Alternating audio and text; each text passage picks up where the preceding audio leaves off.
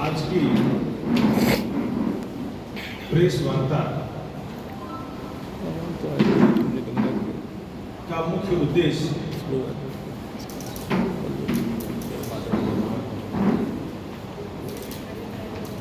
ऋषभदेव भगवान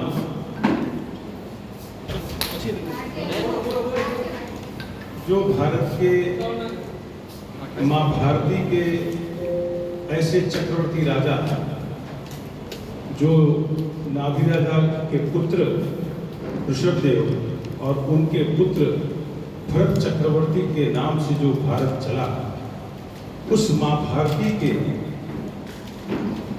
भरत खंड में, आर्य क्षेत्र में, जम्बू द्वीप में जो आज हम दो भाइयों के बीच, हिंदू के बीच, इस भारतीय परंपरा में अलग अलग समुदायों के बीच जिस तरह से दुखद घटना हो रही है, उस परिप्रेक्ष्य में मां भारती को अखंड और अक्षुण्ण रहे, उस आशय से आज की यह प्रेस वार्ता हम कर रहे हैं।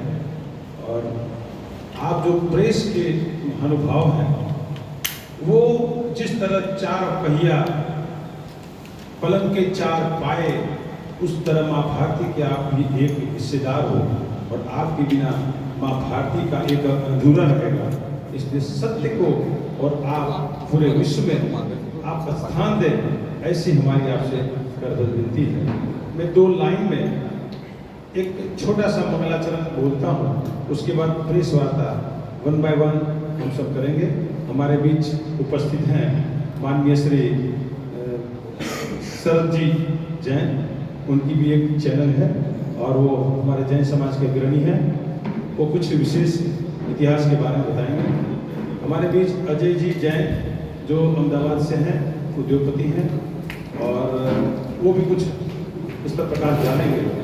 और मैं इतने जन हो के जो आपको क्या होना चाहिए, क्या करना चाहिए, मां भारती की चरण वंदना कैसे हो, हम सब कैसे एक साथ रहें, उस पर प्रकाश देंगे। तो मैं आप सबसे विनती करता हूँ, हमारे इस विषय को और प्रेस वार्ता को आप जितना अच्छी तरह से करेंगे, हम सत्य के साथ आपके साथ रहेंगे, ये हम आपसे वादा करते हैं। तो सत सत नमन भरत भूमि को, अभिनंदन भारत मां को। तो हमारे बीच शरद जी हैं, वो हमारे कुछ बात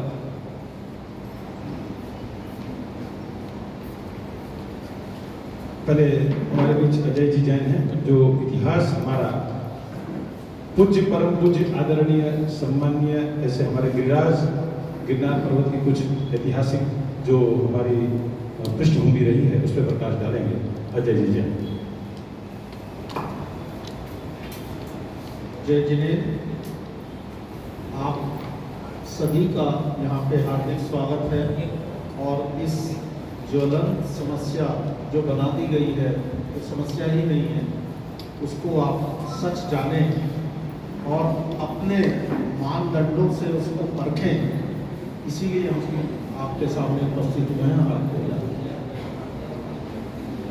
देखिए, ये जो गिरनार की 5 टोक है, उसका थोड़ा सा इतिहास में बताने का प्रयास करूंगा कि उसका जैनियों से संबंध कब, कहाँ, कैसे हुआ। हमारे जैन धर्म में 24 तीर्थंकर माने गए हैं। ऋषभदेव से, जैसा भाई साहब ने कहा, शुरू होते हैं और 24वें भगवान महावीर अंतिम तीर्थंकर माने गए। अब ये जो नेमिनाथ जी हैं, जो भगवान श्री कृष्ण के चचेरे भाई हैं, मैं रिपीट करता हूँ, भगवान श्री कृष्ण, श्री नेमिनाथ दोनों चचेरे भाई हैं। उनके ग्रैंडफादर ही हैं। नेमिनाथ भगवान को मोक्ष प्राप्त हुआ 5वीं टोक से, और श्री कृष्ण जी के बारे में आपको सब मालूम है। श्री नेमिनाथ भगवान के बारे में शायद आप लोग कम जानते हैं। हुआ ये था कि श्री नेमिनाथ भगवान की जब बारात जा रही थी, तो उनको किन्हीं कारणों से वैराग्य हुआ और उनकी जो विवाह होने के लिए तय की गई थी, राजूमती जी थी, जो कि वहाँ जूनागढ़ की राजकुमारी थी। और वैराग्य होने के बाद वो पर्वतों पे चले गए और पर्वतों पे जाके जो 5वीं टोक है, जिसपे स्थान 10 फुट बाई 10 फुट का है, उस स्थान से उन्होंने मोक्ष प्राप्त किया। उसको उज्जयंत पर्वत भी कहते हैं, उसको रेवतक पर्वत भी कहते हैं, उसको गिरनार पर्वत भी कहते हैं। अब हम श्री कृष्ण जी कब हुए ये सभी जानते हैं, मैं उसके इतिहास में नहीं जानना चाहता। तो तब से वो स्थान है और हमारी मान्यता ये है कि मोक्ष जाने के बाद चाहे कोई भी तीर्थंकर हो, लगभग उनके चरण इंद्र स्वयं अपने वज्र से एंग्रेव करते हैं। I repeat the word engrave करते हैं। और वो चरण वहाँ पे हैं। भाई साहब अभी पूरा आपको दृश्य के माध्यम से दिखा पाएंगे। और पीछे भगवान नेमिनाथ की पद्मासन प्रतिमा भी है, लेकिन हिंदू समाज की ओर से उनको दत्तात्रेय के चरण माने गए हैं। हमें किसी से कोई विरोध नहीं, हमें किसी से लड़ना नहीं है। इसके पीछे क्या राजनीति है, किसकी राजनीति है, क्यों है, ये मुझे नहीं पता।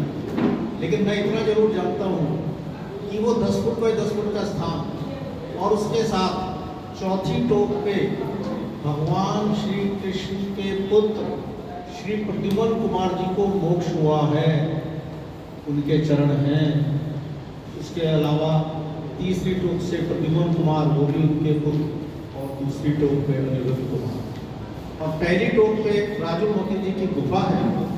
उस गुफा में उन्होंने भी त्याग लेके वहाँ पे अपना जीवन खो दिया। अब बात करते हैं सबूतों की।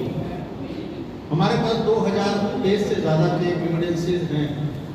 इसके ऊपर लिटिगेशन ऑलरेडी हाई कोर्ट में है, बहुत ज़्यादा तो मैं उसके बारे में क्या कहूँ।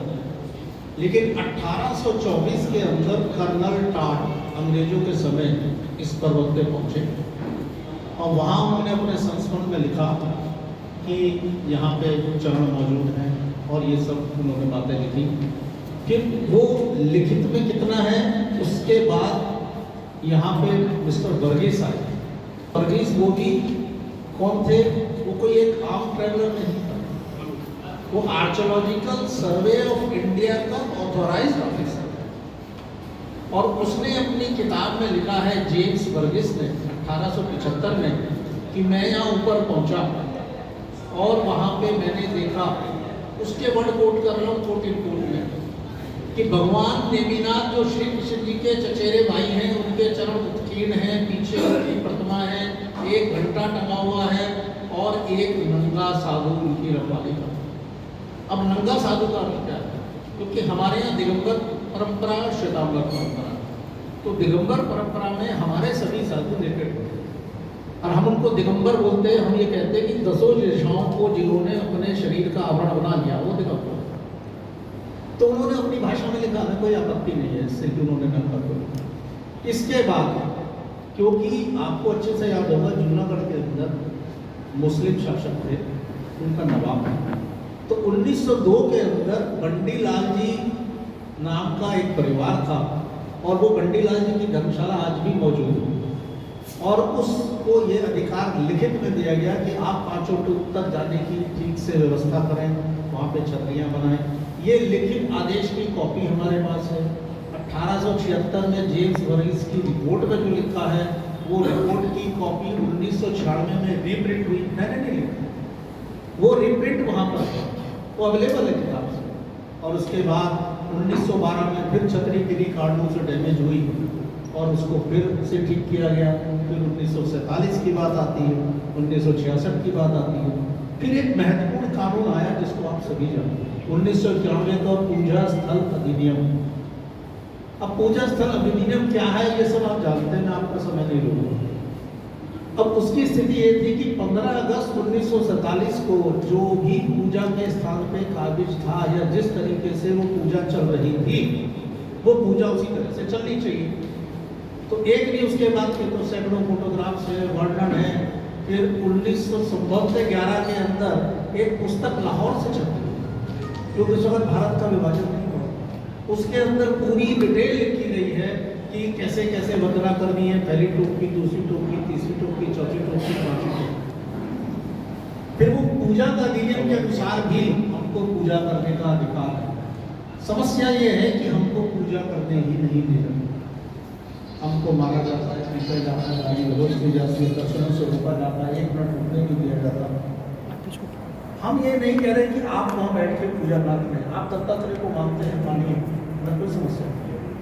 लेकिन 17 फरवरी 2005 गुजरात हाई कोर्ट का आदेश, जिसकी कॉपी हमने आपको भी दी है अभी दस्तावेजों में, उसमें क्लियर कट आखिरी का para number time sub clause 3 sub clause 4 स्पष्ट लिखा है स्टेटस को, चाहे उसमें जैन जाए, चाहे उसके अंदर दत्तात्रेय जाए, चाहे उसके अंदर टूरिस्ट जाए, यानी कि टूरिस्ट भी जा सकता है, तो क्या जैन नहीं जा सकते।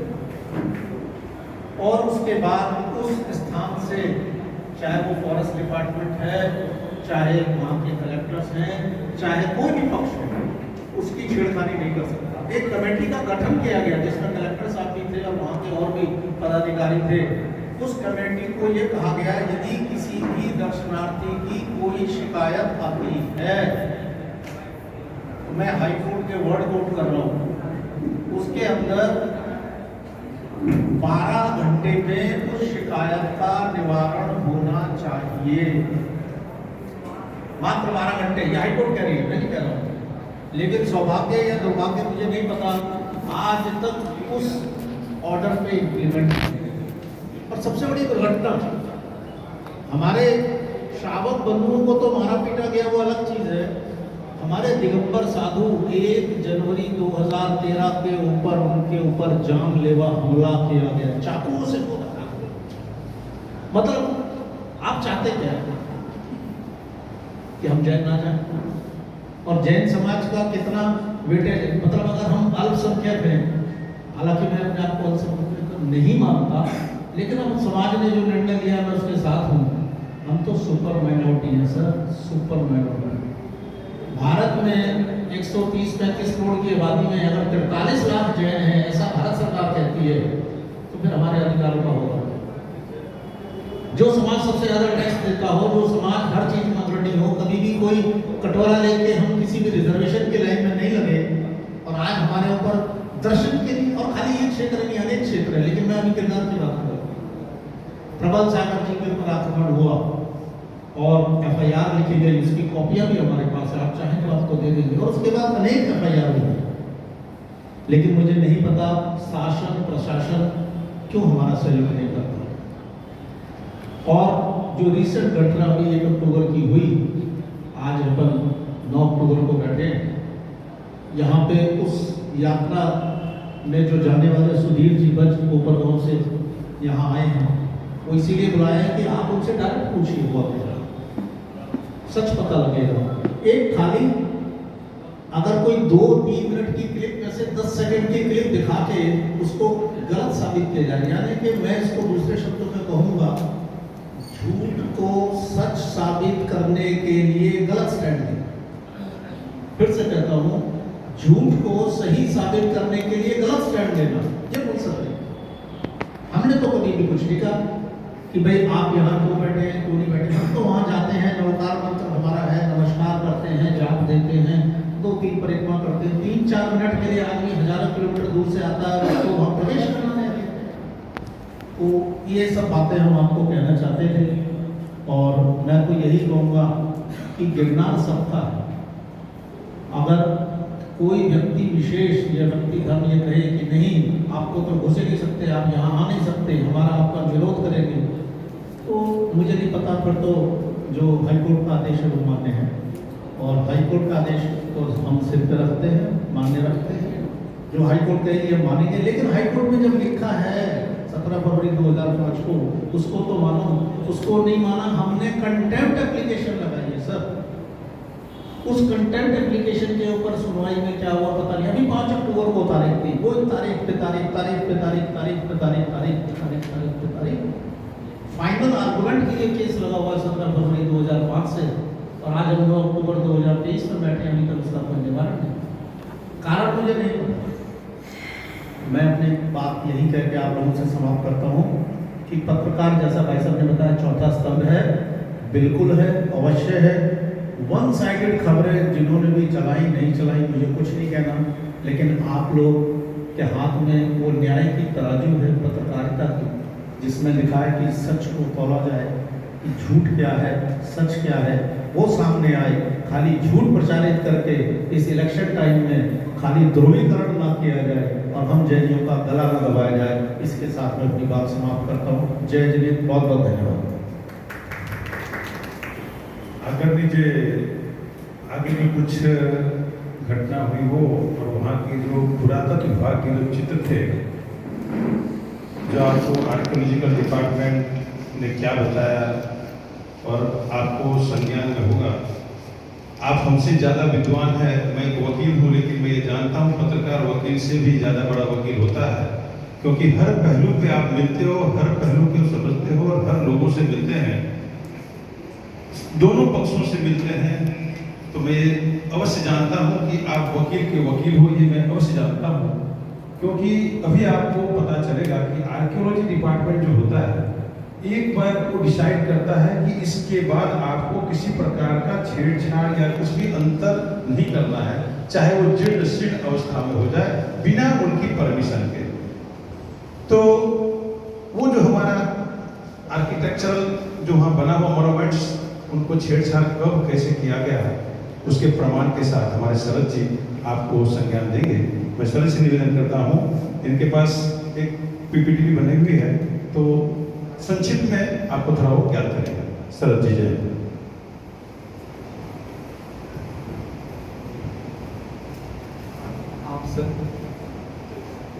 आप सभी को सादर जय जिनेन्द्र। जय जिनेन्द्र मतलब मैं कोई धर्म की बात नहीं कर रहा, भगवान की जय। और एक छोटी सी बात, ये जो पीपीटी देखेंगे, ये जैन समाज के बारे में है, किसी का अहित करने के लिए नहीं है, सच्चाई बताने के लिए है।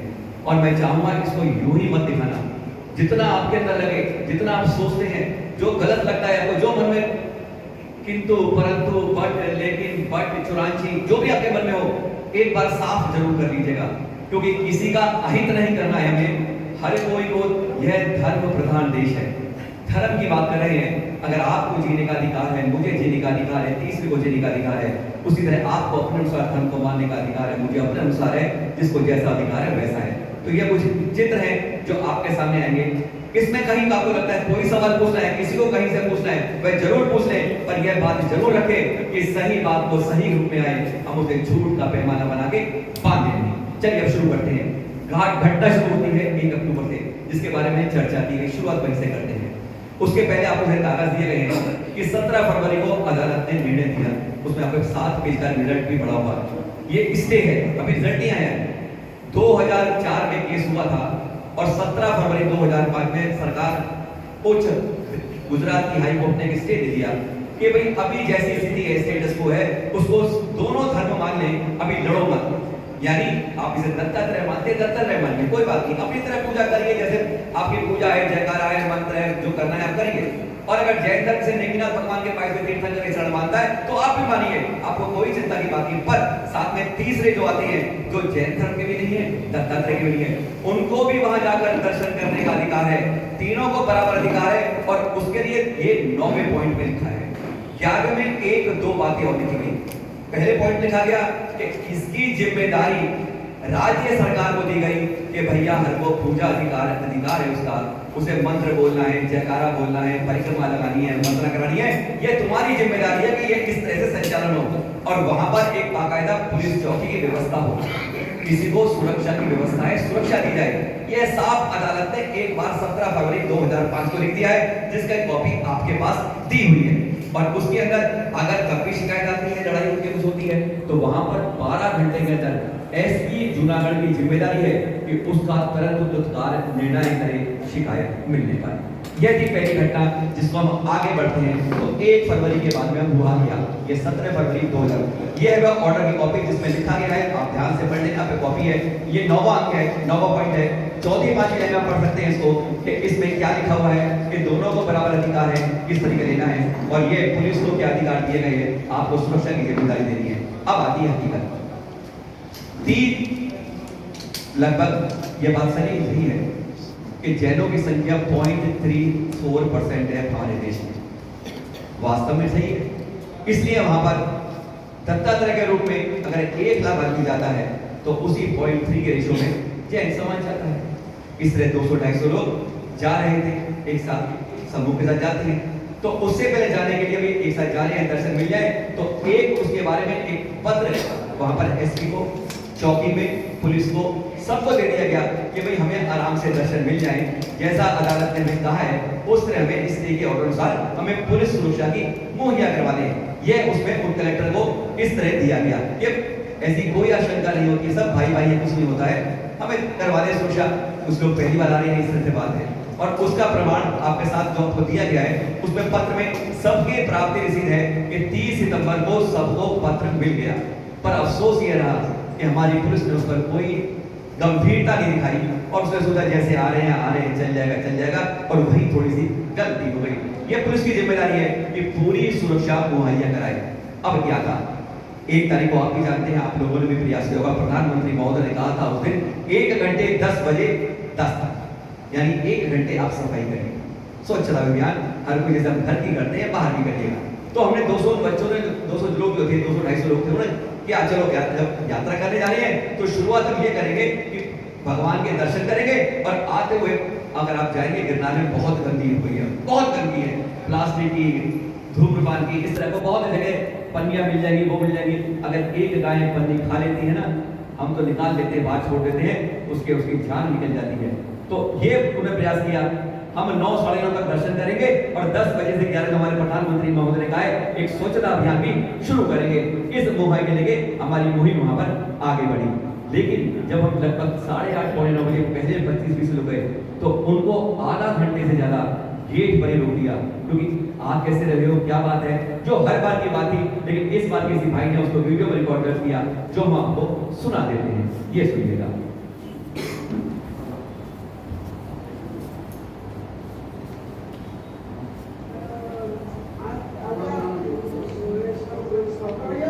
जयकारा बोल रहे हैं, नमोकान मंत्र बोल रहे हैं, सामने गेट पर पंडा खड़ा है जो उनको अंदर जाने नहीं दे रहा है। ये है वीडियो आप देख रहे हैं।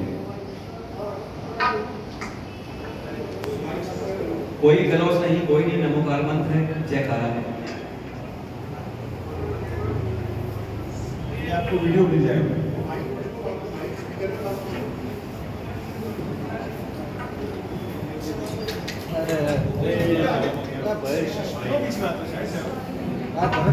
देखिए गेट पर पंडा आपको दिखा रहे हैं, ये कोई है जो सज्जन भगवान पे खड़े हैं और गेट पर खड़े हैं। उन्होंने आधा घंटे तक उन्हें रोक रखा कि आप शांत रहो, कोई बोलेगा नहीं अंदर, आप सुन रहे हो।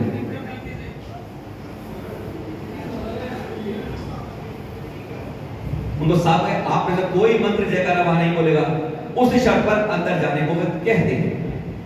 नेक्स्ट,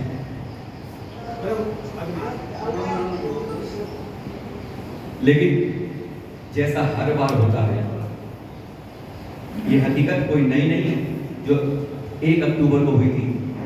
आप में से कोई भी जाना चाहे जैन बंधु के साथ जाइए, अपने सफेद जैसे हम लोग वस्त्र पहन रखे हैं ऐसे जाइएगा, आपको दृश्य हर रोज लाइव मिल जाएगा। गाली गलौज अपशब्द, ये समझिए हम देते क्यों हैं? अरे भाई भाई हैं भैया, वैदिक श्रवण संस्कृति हजारों साल से एक साथ रही है और जो अब जा रहे हैं हम, ये श्री कृष्ण और नेमिनाथ चचेरे भाई हैं, आपस में भाई भाई, उन्हीं के वंशज हैं हम लोग। क्यों हम लड़ते हैं इस बारे में? यह उसके ऊपर बाद में अभी जो दृश्य देखेंगे आप हैरान हो जाएंगे।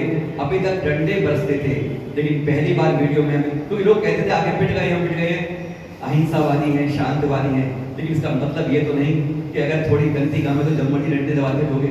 तो यह यहाँ पर आज जो है अब दृश्य देखेंगे आपको उसके अंदर तलवार उठाते हुए, चिमटा उठा हुए भी दृश्य दिख जाएंगे जो आपको किसी ने नहीं दिखाई।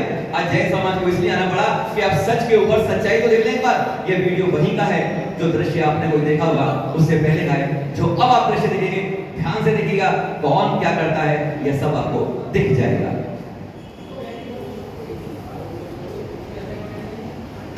देखिएगा अंदर जाते हुए प्रवेश और फिर क्या होता है।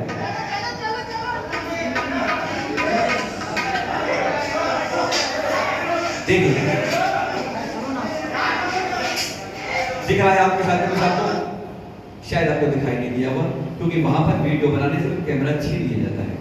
इसके कुछ हमने चित्र कोशिश की बनाने की, तो वह आपको अब चित्र दिखाते हैं। शायद ये रोकने की बात देखिए, आपको इसमें शायद साफ कुछ झलक रहा होगा कि हाथ में क्या है, किसके हाथ में है, कौन क्या कर रहा है। क्या कोई यात्री जैन यात्री कुछ मारपीट कर रहा है, कोई धक्का दे रहा है या कोई दूसरा उसको धमका रहा है। ये आपको इस चित्रों से, क्योंकि वह वीडियो में आप उतना नहीं देख पाते जो आप यहाँ पर स्पष्ट देख जाते हैं। इसकी फोटो आपको चाहिए, आपको फोटो मिल जाएगी, पर यह प्रत्यक्ष को कहते हैं प्रमाण की हाथ आवश्यकता नहीं। हाथ कंगन को आरसी किया और पढ़े लिखे को फारसी किया, यह कहने में आवश्यकता नहीं है। और इसके एक और दृश्य आप देख रहे हैं जो आपको यहाँ पर दिख रही है। ये किसी ने बताया, ये समाज के सामने नहीं आया, किसी के सामने नहीं आया। ये हकीकत में होती क्या है ये कोई किसी को बताता नहीं है। और अपनी अपनी बात को, इस सच्चाई को ना कहीं सामने आ जाए, कहीं पुलिस इसमें कार्य नहीं करे तो एक दूसरी कहानी रच दी जाती है और वह आप सबके सामने आ जाती है। अब जो सवाल पूछना पूछेगा, ये पिक्चर बनाई हुई है, झूठी है, गलत है, आप सब कुछ पूछिएगा, लेकिन प्रमाण जो सामने दिखता है आंखों से और कान में सुना जाता है क्या कर रहा है, तो उसको मानने को में मजबूर हो जाते हैं। अब उसके बाद कहानी आई, क्या कहानी है आप सब आप जानते होंगे। मूर्ति तोड़ दी, चरण तोड़ दिए। अरे चरण जिसको आप दत्तात्रेय कहते हो मेरे भाई, उसे हम भी भगवान के चरण कहते हैं। लड़ाई तो इसी बात है कि उसको किस नाम से पुकारते हैं। और कोई अपने पेट पर या अपने मस्तक पर कभी हाथ नहीं मारता है। हम उसको चरणों के धूल लगाने को तरसते हैं कि भाई उसकी उंगलियां दिखा दो, हम उसकी चंदन के रूप में रच को मस्तक पर लगा दें।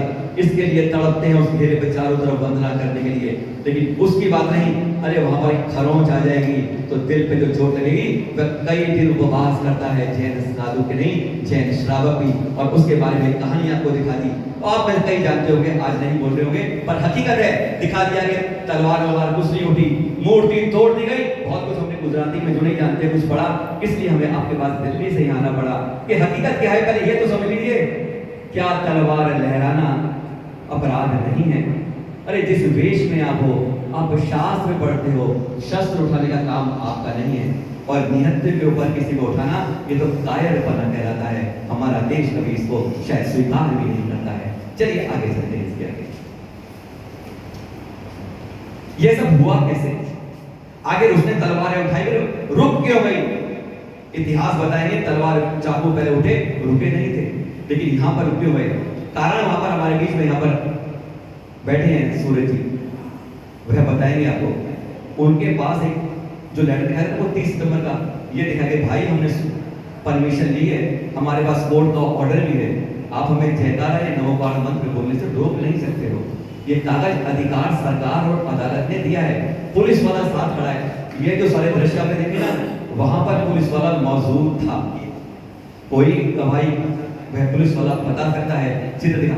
जब उन्होंने ये दिखाया, अंदर आपको एक कागज दिखा रहे हैं, पुलिस वाले को जबरन कागज पकड़ाए गए कि देखो भैया एक कागज है। जैसे उसे मालूम चला कि लोग पढ़े लिखे हैं, समझ गए हैं, उसने तुरंत का अपनी तलवार को नीचे कर ले, क्योंकि ये कागज सरकारी लेकर आए हैं। तब जाके वह वाकया खत्म हुआ था। ये चित्र पाइथन आगे हाथ में कि वह कागज देते हुए यहाँ पर आप देख रहे हैं।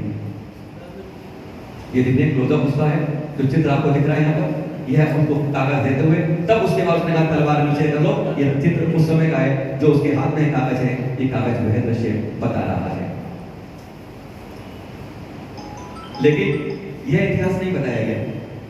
एकदम जब ये मालूम चला कहीं इस पर कोई कार्रवाई ना हो जाए, कोई आज तक जब भी शिकायत की है उल्टी कार्रवाई हुई है। हमारे पास आज भी परिणाम है। जो 10 साल पहले दर्शन शिकायत करने गए थे, पिटाई हुई थी, आज तक वह उल्टी एफआईआर को भुगत रहे हैं। 70, 80 साल के वृद्ध अधिकारी में 80 साल का वृद्ध कभी 20 साल के बच्चे को पीट नहीं सकता है, पर आज 80 साल का वृद्ध भुगत रहा है। आज बनारस में है वह शख्स। और यहाँ पर जैसे ही मालूम चला ऐसा हुआ है, 4 बसों में यात्री वापस जा रहे थे, लगभग 3:30 पौने 4 की बात की बताई देंगे आपको, क्योंकि इसमें हम उन प्रत्यक्षदर्शी को साथ में लाए हैं जिन्होंने सारा वाक्य उनको देखा था अपनी आंख से, वह भी आपको बताएंगे। जब वो जा रहे थे सोमनाथ से उनकी बस पकड़नी थी, उनको जैसे बस के अंदर नजर बंद कर दिया गया। बच्चे भी थी, महिलाएं भी थी। इतनी तेज चेकिंग के बारे में कोई अपने बस से हिल नहीं सकता। यानी हम लोग दिन में खाना खाते हैं, शायद आप में सब भी जानते होंगे, ये पूरी दुनिया जानती है कि कम से कम अगर दिन में खाता है तो उससे सवाल यही पूछते हैं, आर यू जैन? ये पहचान होती है, हाँ यार तो दिन में खाने वाला जैन ही होगा, चाहे कोई और भी हो। उनको खाने को मौका नहीं दिया गया, यानी बच्चे भी थे, महिला भी थी। उस दिन सबको शाम को खाना नहीं मिला, क्योंकि रात को 7:45 बजे उन्होंने कहा हाँ कोई गलती कुछ नहीं मिला है, चेकिंग कर ली, चले जाएंगे। फिर 4 घंटे यात्री क्यों फंसा रहा? उसमें कईयों की ट्रेन छूट गई और कई उसमें एक आदमी उसमें इस धक्के के कारण कई को धक्का लगता है बहुत ज्यादा, कई इसमें हैरान हो जाते हैं। अगली कहानी बता देते हैं। एक यात्री आज भी अभी तक एडमिट है। वो उस 4 घंटे का दृश्य पुलिस बार बार आ रही है, कहता है तीर बेचारे पहली बार करने आए, आज भी उसके हाथ पैर काम नहीं कर पा रहे हैं, हॉस्पिटल में एडमिट है आदमी मध्य प्रदेश के अंदर। क्या कसूर था उसका? दर्शन करने भगवान क्या था? यह उसका सिर्फ इतना ही कसूर था कि भगवान के पास आके अस्पताल में पहुंच गया था। और इसी कई महिलाएं बच्चे उस दिन सारे बगैर भोजन के रहे। एक बार कोशिश करके देखिएगा, उपवास जल पानी के बिना, खाने के बिना कैसे मिलता है दिल में। जब बच्चे होते हैं तड़पन अपने आप महसूस हो जाएगी आप लोगों को। क्लियर बात? अदालत का पहली बात दिखाया था आपको, क्या यह हाई कोर्ट के ऑर्डर का कंटेंट नहीं है? स्टे ऑर्डर जो है, स्टे ऑर्डर की बात कर रहे हैं। हम कहते हैं आप किसी भी धर्म को मानते हैं, किसी मजहब को मानते हैं, कुछ भी कहते हैं आप, अब नास्तिक है या आस्तिक है वो भी छोड़ दीजिए, पर किसी को इस तरह से कंटेम्प्ट करना ऑर्डर का, क्या यह सही है? ये निर्णय जनता करेगी, प्रेस करे, नेता करे, सरकार करे, समाज करे, कोई भी करे, पर जो आंखों से दिखता है वह कलम की ताकत में या दिखाने की ताकत में दिखना तो कभी चाहिए। कभी भी उस बारे में डरना नहीं चाहिए कि भाई साहब ये तो धर्म है, सब रास्ते अलग होते हैं पर जाति मंजिल एक ही है। सब वो कहते हैं आत्मा को परमात्मा बनना है, मुझे भी शुद्ध होकर मेरे पापों से मुझे भी निराकरण हो, संसार में मुझ मिले, हर भावना यही पाता है, कोई अलग नहीं होता है, खून सबका एक सा होता है, बस रास्ता अलग अलग हो जाता है। तो फिर उस व्यक्ति पर जिसने करी और जिस पुलिस वाले ने किया आज के सामने हुआ, कहते हैं चोरी करते हुए अगर कोई रक्षक देखता है तो माना जाता है कि चोरी करने में शामिल है। क्यों नहीं आज तक पुलिस ने वह कार्रवाई उस पर भी ना उस पर हो इसने तलवार उठाई।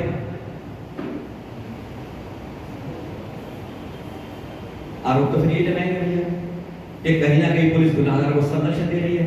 जरूर आप भी कहेंगे अगर मेरे घर में चोरी होती है, मालूम है पुलिस को चोर है और चोर नहीं करती, तो मैं कहता हूँ पुलिस वाला ही चोर से मिला हुआ है। ये हकीकत है, स्वाभाविक है, हमारा यही आरोप लगेगा। अगर आप गुनाहगार को सामने देख कर भी नहीं पकड़ते हो तो कहीं ना कहीं तो लगता है कि चोर के साथ आप मिले हुए हो। और फिर लगातार आज भी, कल भी, परसों भी, जब आपका मन करे आप जाइएगा, कोई जैन भाई मिलेगा, जाकर सुन लीजिएगा, कितने कितने मीठे शब्दों में गाली सुनने को मिलती है। आप एक बार नमो का मंत्र बोलने की हिम्मत करके दिखा दीजिएगा, पीठ पर अगर डंडा नहीं पड़िएगा खाली तो आप बता दीजिएगा, आप तब बता दीजिएगा कि हाँ हम झूठ बोल रहे हैं, सच बोल रहे हैं। हाथ को हाथ, आपके हाथ, पानी का पानी, दूध का दूध अपने आप हो जाएगा। यह एक दृश्य और एक अंदर के हाथ में क्या है आपको पहचान रहे होंगे, दिख रहा होगा, क्योंकि वीडियो में इतनी जल्दी चलता है सेकंड पता नहीं चलता है। ये चित्र बता रहा है कि ये लगातार बरसते हैं। ये रखे क्यों जाते हैं वहां पर? अरे धार्मिक क्षेत्र पर तलवार डंडे रखे क्यों जाते हैं? क्या इसलिए क्या बंदर आते हैं क्या वहां सिर्फ इंसान आते हैं और इंसानों के लिए इस तरह रखना ये समझ नहीं आया। किसी मूर्ति के लिए, किसी धर्म में मानो इनकी कहीं आवश्यकता नहीं पड़ती है। यह कहीं आपने क्यों रखे हुए हैं? सवाल इस पर एक जैन समाज या कोई भी समाज पूछना तो चाहेगा। यह किताब थी जिसके बारे में अभी भाई साहब जी बता रहे थे, वर्गीस, जेम्स वर्गीस की 1875 किताब है। इसके बारे में किसी को पूरी किताब चाहिए 400 पेज की, वह हमसे पता कर लेगा, हम उसको व्हाट्सएप कर देंगे पूरी किताब। यह ASI उसकी किताब है, हमारी नहीं है, ना जैन समाज ना कि धर्म। तो जैन समाज के कुछ लोग पुलिंग देख जाएंगे शास्त्र जहां प्रमाण मिलेंगे। इस किताब में क्या लिखा हुआ है वह आपके पास आया हुआ है, आपको कागजों में दिया हुआ है। इसमें साफ लिखा हुआ है, अजय भाई जी ने बता भी दिया है, मुझे बताने की जरूरत नहीं है कि वहां एक नग्न साधु घूम रहा है और एक घंटा लगा हुआ है। वह चित्र भी बताएंगे पहले कैसे चित्र थे उनको कैसे। आप सबको इस पेज की कॉपी 175 नंबर पेज है, वर्गीस की किताब की रिपोर्ट का, जो बाहर से आए थे उन्होंने रिपोर्ट छपी थी, जो भारत सरकार के ASI विभाग ने छापी है। इसे किसी जनमानस धर्म ने नहीं छापा है। एक परिचय बताया था भाई साहब ने, उसको थोड़ा खुल के बता दूंगा मैं। ये रिश्ता क्या है ऋषभ में, एक नेमिनाथ कौन है, श्री कृष्ण जी कौन है, उसका जो चार्ट है वह मैं आपको इस तरह देता हूं, तो इससे आप शायद ज्यादा समझ पाएंगे। ये चार्ट है, ये सभी यदुवंशी है, एक चार्ट जो आप लोगों को ये ज्ञान की बात है, आप उसको भी समझ सकते हैं। उनके अंदर एक शूर राजा थे, शौर्यपुर के, उनके पुत्र थे अंधक वृष्णि, इनके 10 पुत्र थे। सबसे पहले पुत्र थे इनके समुद्र विजय, और सबसे आखिरी थे वसुदेव जी, जिनको आप सब जानते हैं। उनकी पत्नी से साथ में उनके फिर जो पुत्र हुए श्री कृष्ण जी हुए, और इधर समुद्र विजय पुत्र हुए नेमिनाथ, जिनके बारे में हम बात कर रहे हैं। नेमिनाथ और श्री कृष्ण जी चचेरे भाई थे। कहते हैं नेमिनाथ जी इस 5वीं टोक से मोक्ष गए, जिसे दत्तात्रेय भी लोग कहते हैं। अब उनके पुत्र थे 16,000 रानियां थी, पता नहीं कितने पुत्र थे, मैं उन 3 की बात कर रहा हूं। रुक्मणी जैसे उनके पुत्र हुए थे प्रद्युम्न कुमार। जब बात हुई थी ना कि द्वारका चलने वाली है, द्वारका के बारे में आ रहा है, जिसको जाना है बाहर जाओ, तो श्री कृष्ण जी ने यही कहा था, भाई जिसको जाना है जिस रास्ते जाए सबकी व्यवस्था मैं करूंगा, चाहे धर्म के रास्ते में बन जाओ, चाहे आप आगे चले जाओ। तब उन्होंने स्पष्ट रूप से कहा था।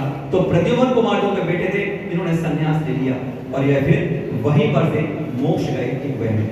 और उसके बाद एक है जाम्बवती जो उनकी पत्नी थे, उनके पुत्र थे शंभु कुमार जी थे, और प्रद्युम्न के पुत्र अनिरुद्ध। ये 3 टोकों पर हम ये कहते हैं कि 3 ये वाले भगवान बने थे, यह यहाँ से मोक्ष गए थे, जो जैन समाज के अनुसार रिकॉर्ड में दर्ज है, शास्त्रों में कहा जाता है। यह है पहली स्थिति जो चरणों की थी, जिसके बारे में जैन समाज दावा करता है।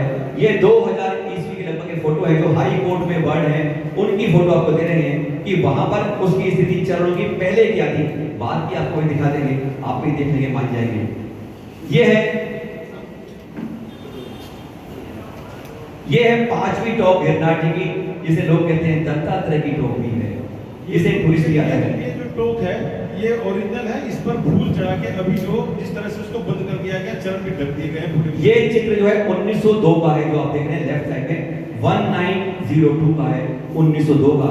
और यह जो चित्र लिया गया है ये 1999 का चित्र है, जहाँ पे आप देख रहे हैं फूल डले हुए हैं और साथ में उंगलियां दिख रही हैं, जो अब पूरी तरह ये ओरिजिनल चित्र है तब के, अब कैसे हैं वह भी दिख जाएंगे आपको।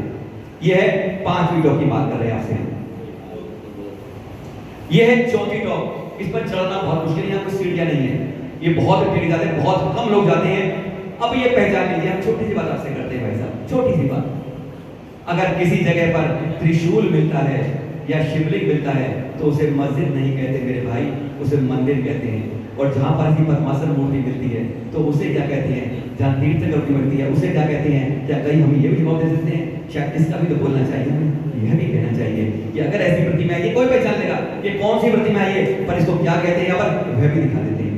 यह है 4थी टॉप। और नीचे उतरते हैं, ये 3री टॉप है, जहां पर ये ओरिजिनल चित्र था और अब क्या कर दिया है वह भी देख लीजिएगा। उसी में ये वीडियो है, वैसे आपको दिखा देंगे यह क्या बदल दिया है वह रूप दिख जाएगा। यानी जब से स्टे आया उसको किस तरीके से बदलते जा रहे हैं, जबकि अदालत ने कहा कि स्टेटस क्यों रखेंगे। यह नीचे 2री टॉप है। मूल चरण ये है, चित्र 2013 को खींचा गया है, जो बाईं तरफ है, डेट आ रही है कैमरे की बाकायदा 2013 का चित्र है, और यह 2-1.5 साल पहले खींचा है, तो उसको किस तरीके से बदल दिया गया है। अब दत्तात्रेय की पेटी लगकर उस पर भी अधिकार हो गया है, और 2013 में साफ ये लिखा हुआ दिखाई दे रहा है, उस पर लिखा हुआ है अनिरुद्ध कुमार की टॉप उस चित्र पर कोने में साफ लिखा है। ये 2013 और अभी जो उन्होंने ये जो खींचा अभी उसको इस तरीके से सब जगह पर बदल दिया गया। एक उसका प्रत्यक्ष प्रमाण दे रहे हैं, ऐसे बहुत से चित्र हमारे पास हैं, लेकिन जहां पर खींच पाते हैं ये साफ उसका रूप दे रहे हैं कि हम बदलते कैसे हैं उसको। ठीक है बदलिए, पर उसकी पहचान मत बदलिए। कुतुब मीनार 27 मंदिर तोड़ के बना, पर वहां लगाया हुआ शिलालेख कि ये जैन हिंदू मंदिर को तोड़कर कुतुब मीनार बनी है। यहाँ क्यों बदलते हो मेरे भाई, मंदिर बहुत है हमें पूजने के लिए। ये राजुल खुदाफा है जो नीचे है, यहाँ पर जो साफ लिखा है। हो सकता है आप में से कई लोग इसको बात को मानते नहीं होंगे, अरे हम सब झूठ बोल रहे हैं, पर चित्र भी कुछ बोलते हैं। ये राजुल है जहाँ से कहते हैं वह स्वर्गलोक में गई थी, इसलिए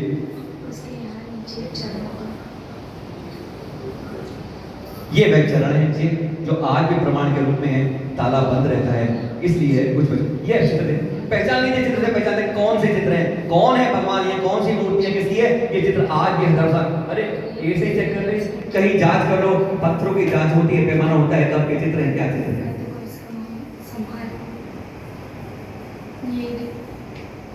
ये गिरनारी गुफा से कहते हैं। अब हाँ, दत्तात्रेय के नाम आता है तो वहाँ जो शास्त्रों में पढ़ा है, किताबों में पढ़ा है, 1 किलोमीटर दूर गुफा है, वहाँ पर जरूर दत्तात्रेय कहते हैं तपस्या करने आए थे वह भगवान, और उनके अगर वह भगवान उस गुफा में आए थे, हम वहाँ क्यों नहीं करते हैं, उसको वहाँ पर क्यों नहीं संभालते हैं, इसके प्रमाण पुख्ता आज भी मिलते हैं।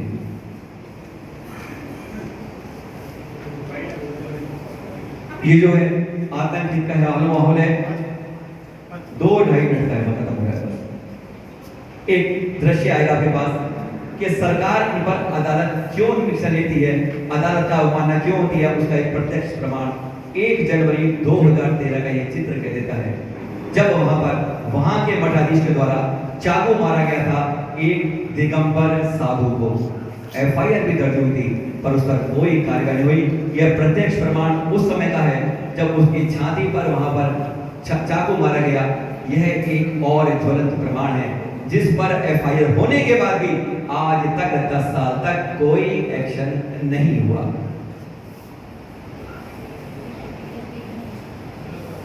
अवैध निर्माण कैसे हो रहा है, अब आपको चित्रों में दिखाते हैं, यह पहचान लीजिएगा। यहाँ पर छोटे में दिख रहा हो आपको कि यहाँ पर वही जो प्रतिमा, तीर्थंकर प्रतिमा है, ऊपर एक कुछ नहीं लिखा हुआ है, ध्यान से देखिए क्यों दिखा रहे हैं। ये चित्र 2005 के आसपास के हैं जो चित्र देख रहे हैं, ये खाली स्थान है, यहाँ पर आपको दिख रहा है प्रतिमा है नहीं है, और ऊपर कुछ नहीं लिखा है। चित्र बदलते जाते हैं, उम्र बदलती है, और अब उसके बाद आपको यहाँ क्या लिखता है, आपको शायद आपको साफ नजर आ रहा हो कि अब यहाँ पर लिखा हुआ है कि आद्य गुरु शंकराचार्य, यानी वो तीर्थंकर पद्मासन प्रतिमा है, उस पर अब लिख दिया गया है 1-1.5 साल के अंदर कि यह शंकराचार्य की प्रतिमा है। और जब तीसरी फोटो कहती है, वो जो दृश्य देखते हो आप, इसमें आपको कुछ नहीं मिलता है, यह सिर्फ एक जीवंत उदाहरण है कि कैसे। अब एक चीज नहीं, एक दूसरा और देख लीजिए। अब यहाँ पर एक शिवलिंग भी आ गया है, और शिवलिंग के ऊपर लिख दिया गया है, जो आप देख रहे हैं, क्लोजअप करके दिखा रहे हैं। ये क्यों हम करते हैं, हमें ऐसा नहीं करें मेरे भाई, जिस रूप में उसे उसी रूप में पूज लें। अभी तो अदालत ने सबको अधिकार दे रखा है, और ये है, ये पहले का चित्र है 2004 का, और ये चित्र है 2020 का। सरकार ने कहा था, अदालत ने कहा था कि इतिहास नहीं बदलेंगे, अब किस तरह बदल रहे हैं आप ये यहाँ पर साफ देख रहे हैं। हमारा सिर्फ यही कहना है कि रूप मत बदलिए, जैसे हम उसी रूप में हम सब पूज सकते हैं, तो क्या दिक्कत है। 5 मिनट टॉक करिए, कुछ सवाल है हमारे जो अब हम दिखाएंगे कि क्या सवाल है हमारे। मुख्य बात ये आती है कि हम चाहता क्या जैन समाज, जैन समाज चाहता है हम लड़े भाई क्यों लड़े आपस में। अरे वहाँ सीसीटीवी कैमरे लगा दो, जान की ना छू जाएगी, पानी का पानी, दूध का दूध देगा। सीसीटीवी में सरकार बैठा नहीं कर सकती, तो जैन समाज लगा कर देगा। वहां पर इतना विश्वास जैन समाज देता है कि वहां पर सीसीटीवी कैमरे लग जाए हर जगह पर, हम उस कैमरे को लगा कर देंगे और उससे जांच हो जाएगी। दूसरी बात, अगर वहां पर सुरक्षा व्यवस्था नहीं है तो पुलिस को वहां पर सुरक्षा व्यवस्था करनी चाहिए, पुलिस को बैठना चाहिए, करे। और तीसरी बात कि वहां पर अगर कोई आपका पुजारी बैठ सकता है तो जैनों का भी भाई बैठ जाए, कोई दिक्कत नहीं आएगी। अगर दोनों बैठते हैं, दोनों बैठे, और दोनों की बाकायदा जांच हो कि हाँ वो धार्मिक आदमी है, कोई ऐरा गहरा नथु गहरा नहीं बैठा है। This is all from our side. और एक लास्ट सवाल जो आपके लिए है, ये प्रमाण जो कागज आपको दिए हैं इसके अंदर, जिसके अंदर लिखा हुआ है कि आपको यह अदालत ने क्या किया गया है, उसमें इसे माना भी है उन्होंने जो कागज आपके पास कि हाँ इन्होंने मूर्ति बदल दी है, वो भी अदालत के कागजों में है। This is all from my side. कोई क्वेश्चन आपका हो जरूर पूछिएगा।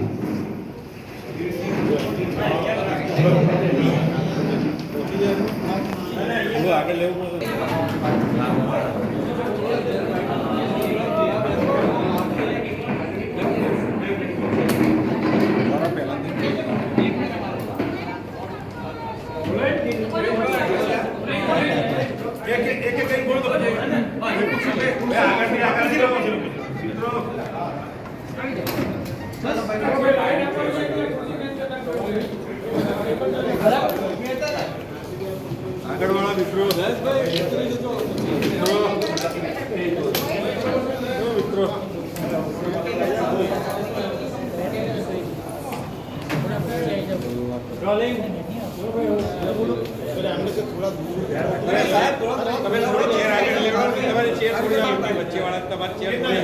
થોડી આગળ લો।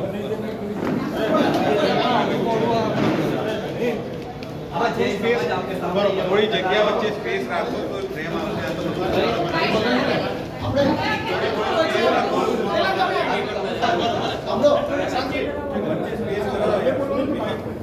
આ બે ચેર વચ્ચે છે ને થોડું સ્પેસ કરી નાખો કારણ કે ફ્રેમ બનશે હા થોડી થોડી બધા આવી જવા દે.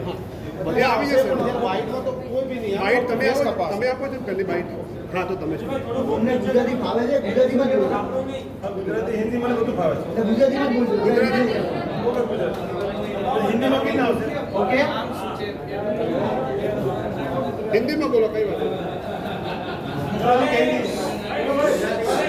જેમાં ફાવતું હોય એમાં રોલિંગ.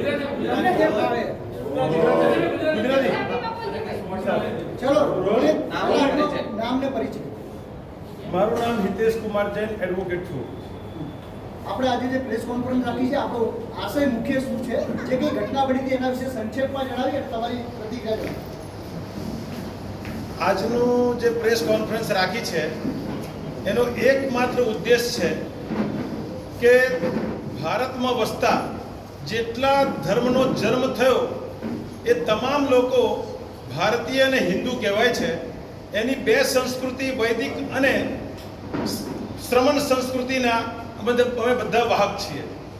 તો એ બંને ભાઈઓ વચ્ચે જે છેલ્લા ઘણા વર્ષોથી જે વૈમનસ્ય પેદા કરવામાં આવ્યું છે કે હિન્દુ વચ્ચે, જૈન હિન્દુ વચ્ચે, બૌદ્ધ હિન્દુ વચ્ચે, સનાતન અને વૈદિક વચ્ચે, વૈદિક અને શ્રવણ સંસ્કૃતિ વચ્ચે જે વૈમનસ્ય ઊભું કરવામાં આવ્યું છે એવી કઈ શક્તિ જે આ પ્રભાવશીલ દાનવી શક્તિ થઈ છે એને ડામવા માટે આ એક પહેલો પ્રેસ કોન્ફરન્સનો અમારો આશય છે. બીજી વાત, જે ગિરનાર પર્વત છે એ ગિરનાર પર્વત પર સાધુના રૂપમાં શૈતાન પણ હાજર છે. જે આપણી ભારતની પરંપરા પ્રમાણે કોઈ પણ મંદિરમાં, કોઈ પણ દેરાસરમાં, કોઈ પણ વ્યક્તિ, કોઈ પણ હિન્દુસ્તાનમાં રહેતો, હિન્દુ ધર્મને પાલન કરતો, સનાતન ધર્મને જાણતો, એની પૂજા અર્ચના કરતો નાસ્તિક પણ દર્શન કરી શકે છે. પોતાના આરાધ્યના એ પૂજા કરી શકે છે, એ નામ લઈ શકે છે, ક્યાંય પ્રતિબંધ નથી. એની સાથે સાથે ભારતના સંવિધાનમાં પણ એક અધિકાર આપવામાં આવ્યો છે, કોઈ પણ વ્યક્તિને રોકી ન શકાય. તેમ છતાં બંને સમુદાય આજે લડી પડ્યા છે.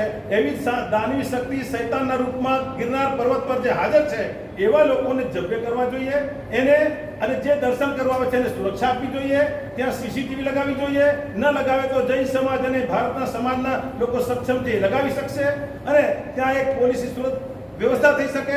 એની સાથે સાથે અમે બે ભાઈઓ દેશના, બે સંસ્કૃતિના લોકો જો ઝઘડતા હોય અને કોર્ટમાં જવું પડે એ નિંદનીય છે. તેમ છતાં કોર્ટે આદેશ આપ્યો છે. આ જે કોર્ટનો ઓર્ડર છે એ કોર્ટના ઓર્ડરના 9મા નંબરમાં લખેલું છે અને 13મા નંબરમાં અને 4થા નંબરમાં પેજ પર લખેલું છે. આપને કોર્ટ સમક્ષ મેં કોર્ટનો જો ઓર્ડર છે આપને રજૂ કર્યો છે. એ કોર્ટના ઓર્ડર પ્રમાણે પણ બધાને ત્યાં સેવા પૂજા કરવાની, આરાધનું નામ લેવાની છૂટ છે. તેમ છતાં જો આ નિંદનીય ઘટના વારંવાર થતી હોય, એક ભાઈ બીજા ભાઈ માટે જો આ એક દુર્ઘટના રૂપ થતા હોય તે બહુ નિંદનીય છે. અમે એને વખોડી કાઢીએ છીએ. અત્યાર સુધી હિન્દુ અને મુસલમાનની લડાઈ થતી હતી, હિન્દુ વચ્ચે થાય છે. એટલે મા ભારતીની અખંડતા પર જે આ સંકટ આવ્યું છે એને દૂર કરવું જોઈએ. સરકારે તરફ ધ્યાન લેવું જોઈએ. સરકાર તો લેશે પણ આપણે ભારતવાસીની તમામની જવાબદારી છે આવું ન થાય. એના માટે અમે ગિરનાર પર્વતના જે સાચા સાધુ, જે વંદનીય છે, પૂજનીય છે, એને આહ્વાન કરીએ છીએ. આપણે બંને ભાઈઓ મળીએ, બંને સંસ્કૃતિના લોકો મળે, સાથે બેસીને વાર્તા કરીએ, બંને પૂજા કરે. સંચાલન તમે કરો, અમને કઈ વાંધો નથી, પરંતુ દર્શન અને પૂજાનો લાભ અમને ચોક્કસ આપો. જ્યાં આપણી જે પુરાતન સંસ્કૃતિ છે એની સાથે કોઈ પણ પ્રકારનો છેડછાડ ન થાય અને બધાના આરાધ્ય દેવની નિષ્પક્ષ રીતે, નિષ્કલંક રીતે, કોઈ પણ જાતના રૂકાવટ વગર ત્યાં પૂજા અર્ચના કરી શકે એવી અમને છૂટ મળે. બધાને સંરક્ષણ થાય. મા ભારતી જૈન ધર્મ પૂરેપૂરો સ્યાદવાદ અનેકાંતવાદ પર ડિપેન્ડ છે. વેદોમાં પણ વસુદેવ કુટુંબકમની જે વાતો છે એ વાતોને પણ આવડી લઈએ અને બધા સાથે ભાઈચારાથી રહીએ. બંને એક જ દાદાના સંતાનો છે. ઋષભદેવ ભગવાન જે 14મા મનુ છે, એ 14મા મનુ ઋષભદેવ ભગવાન દાદા આદિશ્વરનાથ જે મનુ છે એ જૈનોના પ્રથમ તીર્થંકર છે. તેઓ જો નહીં હોતે તો इक्ष्वाकु वंश नहीं होते, તેઓને इक्ष्वाकु वंश की स्थापना करी थी. इक्ष्वाकु वंश नहीं होते तो प्रभु श्री राम नहीं होते, प्रभु श्री राम नहीं होते तो वर्धमान महावीर नहीं होते, वर्धमान महावीर नहीं होते गौतम बुद्ध नहीं होते, गौतम बुद्ध नहीं होते तो गुरु नानक देव नहीं होते, गुरु नानक देव नहीं होते, गुरु गोविंद सिंह नहीं होते, भगवान ऋषभदेव नहीं होते, 16 संस्कार ने 64 कलाएं ने 72 कलाएं नहीं होती, भगवान ऋषभदेव नहीं होते तो 80 कृषि व्यवस्था नहीं होते, भगवान शब्देव नहीं होते, तो धरती की पहली लिपि ब्राह्मी અને અંકોની लिपि सुंदरी नहीं होते, भगवान शब्देव नहीं होते, तो 4 वर्ण नहीं થતે અને ભગવાન શબ્દેવ नहीं होते, तो भारत नहीं होते। अब भारत तो भारत पहली तारीखे જે ઘટના બની ત્યાં જૈનોએ ત્યાં અલગ અલગ વિધાઓથી બધા યાત્રાળુઓ ત્યાં ગયા હતા, લગભગ 250 લોકો, અને એ લોકોએ પહેલેથી કોર્ટનો ઓર્ડર સાથે ત્યાંના પ્રશાસનને પણ અરજી 15 દિવસ પહેલા કરી છે। તેઓ સુરક્ષા પણ માંગી, ત્યાં સુરક્ષા આપવામાં નથી આવી, અને ત્યાં ગયા પછી ત્યાં પંડાઓ જે શૈતાનના રૂપમાં છે, હું કહું છું દેશમાં જેટલા સાધુ સંતો છે ખૂબ જ આદરણીય છે, પણ આજે ભગવા કલરમાં અમુક લોકો અસામાજિક તત્વો ત્યાં છે, એ લોકોએ રોક્યા છે। ત્યાં આપણા ક્યાંય પણ મંદિરોમાં શસ્ત્રની પૂજા નથી થતી। આપણે હિન્દુ ધર્મ શસ્ત્રની પૂજા ક્યારે કરીએ છીએ? અધર્મને નાશ કરવા માટે કરીએ છીએ। ત્યાં તલવાર રાખી છે જે અકલ્પનીય છે, કોર્ટના અવમાનના કરી છે, અને એ લોકો સાધુ સંતોને આપણા દિગંબર સાધુના પર છરાથી ઘા કર્યા છે, અને 1 તારીખે ગયા તે લોકોને પણ ખૂબ જઘન્ય રીતે એ લોકોને ઘાયલ કરવામાં આવ્યા છે। અમારી માંગ છે કે અમે પ્રેસમાં પણ આપણે આપી છે, અમારી થોડીક માંગ એવી છે, એ હું વાંચી દઉં કે ત્યાં આગળ અમારે CCTV કેમેરા લાગે જેનાથી દૂધનું દૂધ ને પાણીની પાણી થાય। બીજું, બંને પક્ષને પૂજા કરવા દે, એમાં કોઈ પણ જાતની રૂકાવટ ન કરે। ત્યાં બીજું કે ત્યાં જે અસામાજિક તત્વો જો આવા ઘટિત કાર્ય કરતા હોય તે લોકોને જબ્બે કરે, અને બીજું એની સાથે બંને ભાઈઓ બેસીને અમે સાથે સમાધાન કરીને સંવાદથી સમાધાન થાય। લડાઈ એનો વિકલ્પ નથી, અમે એના અહિંસાના પૂજારી છે, અમને એમાં કોઈ રસ નથી। બીજું, ત્યાં જો અસુરક્ષાની ભાવના થતી હોય તો પોલીસની વ્યવસ્થા થાય, અને જે પોલીસ ત્યાં છે એ નિષ્પક્ષ હોવી જોઈએ। બંને પક્ષના લોકોને પણ ત્યાં બેસાડવામાં આવે, એક કમિટી બનાવે કે બંને પક્ષના લોકો સાથે શાસન અને પૂજા પાઠ કરી શકે, અને ત્યાં પૂજારી તરીકે એ હોય તો અમારા પણ કોઈ પૂજારીને રાખે, અથવા બંને સાથે સહવારપૂર્ણ વાતાવરણમાં મા ભારતીની એકતા અને અખંડતા અને હિન્દુ ધર્મને જે ભારત ધર્મો જે ધર્મોનો જન્મ થયો છે તે તમામ ધર્મનું ત્યાં પાલન થાય, એ નિર્વિઘ્ન રૂપે બધા પૂજા અર્ચના કરી શકે। આ તો ઋષભદેવના અમે સંતાન છીએ, અમે અહિંસાના પૂજારી છીએ। ભારતના લોકતંત્રમાં અમને વિશ્વાસ છે, અને ભારતનું સંવિધાન બનાવવામાં પણ જૈન સમાજના એવા 5 થી 6 વિદ્વાન વક્તાઓ લોકો પણ હતા, લેખક પણ હતા, અને અંબેડકરજીના સંરક્ષણમાં એમને પણ સહયોગ આપ્યો છે। તો અમારી માંગ છે કે એને કોઈ પણ રીતે કરવું જોઈએ, કેમ અમે જો આ રીતે તલવાર કાઢશું તો મા ભારતીની એકતા અને અખંડતા નહીં રહે। ખાલિસ્તાન બને છે, પાકિસ્તાન બને છે, ભિલિસ્તાન બને છે। અમે પાકિસ્તાનને ભિલિસ્તાનના બનાવવાના ચક્કરમાં નથી, અમારી માત્ર મા ભારતી છે, ભરતનું ભારત છે, ઋષભદેવનું ભારત છે, અમે એમાં સાથે રહેવા માંગીએ છીએ। એ અમારો ધર્મ પણ છે, અમારી ફરજ પણ છે। એટલે ભરતના ભારતમાં અહિંસાના પૂજારી હતા, અમે પણ અહિંસક જ આંદોલન કરશું, અને અમને કરબદ્ધ આપ સૌને પણ વિનંતી કરીએ છીએ, તમે ચોથા પાયા, એક પાયો તમે પણ છો ભારતના એક અર્થતંત્રમાં અને શાસનમાં, તો અમે તમને પણ ગુજારિશ કરીએ છીએ, ભારત સરકાર અને ગુજરાત સરકાર સાથે માંગ કરીએ છીએ, અમારી જે આ માંગ છે એને સ્વીકારો, અને અમને બધાને પૂજા અર્ચના કરવા માટે અમને પણ એક લાભ આપો। હવે એક ઘટના છે જે અમારી સાથે સુધીરજી જે ત્યાં પોતે ઘાયલ થઈ રહ્યા છે, 1 મિનિટ એમની વાત જરાક સાંભળી લો, હું તમને એક કરબદ્ધ વિનંતી કરું છું।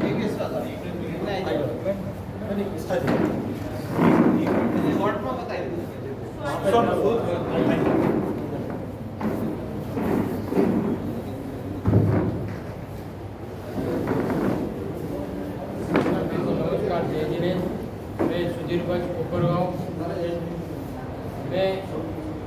मैं 30 तारीख को गिरनार दर्शन हेतु पहुंच गया था, और सुरक्षित दर्शन मिलना चाहिए इस अधिकार के लिए कलेक्टर और एसपी को भावनाथ पुलिस स्टेशन में एक आवेदन पत्र दे दिया, और आवेदन पत्र के साथ हमारे 250 लोग दूसरे दिन आने वाले थे, और उनको लेके मैं यात्रा पे सुबह उनके साथ गया। सुबह 5:45 बजे हम निकलने के बाद 8 बजे लगभग मंदिर के दरवाजे पहुँचे, नेमिनाथ के शिखर पर। तो वहाँ के जो उपस्थित पुजारी पंडा जो भी थे उन्होंने हमको रोक दिया। रोकने के बाद कुछ व्यक्ति उन्होंने हवाला दिया कि हमने हाईकोर्ट का डिसीजन देख के आए हैं और हमें अनुमति चाहिए। अब उसके बाद भी उन्होंने गाली गलौज और अंदर आने से अनुमति देने से इनकार किया। फिर भी जब हवाला दिया तो वो थोड़ा बहुत सहम गए और ठीक है एक आइए और शांति से दर्शन कीजिए, ये धमकाने लगे। अंदर जाके कुछ हमारे यात्री भाई नमस्कार मंत्र पढ़ने जब देने लगे तो वहाँ का जो पंडा था वो तुरंत द्वेष में आके वो उसने चिमटा तलवार जो भी उसके हाथ में आया तो दोनों हाथ में उठा के दौड़ पड़ा। अब इसके बाद वहाँ मैं तो 20-25 सीढ़ी नीचे था, उसके बाद जो बाकी यात्री थे वो उत्तेजना में आ गए, उत्तेजना में आके उन्होंने घबराहट में भी आ गए और उनके साथ जो घटना हुई वो मैं पूरी तरह से देख नहीं पाया। फिर भी जो लोगों ने घटना बताई, एक कोई महिला उस व्यक्ति में थी, उसका धक्का लगा नहीं लगा, वो महिला कहाँ से आई थी वो ना हमें दिन भर दिखी ना हमें हमारे यात्रा संघ में थी।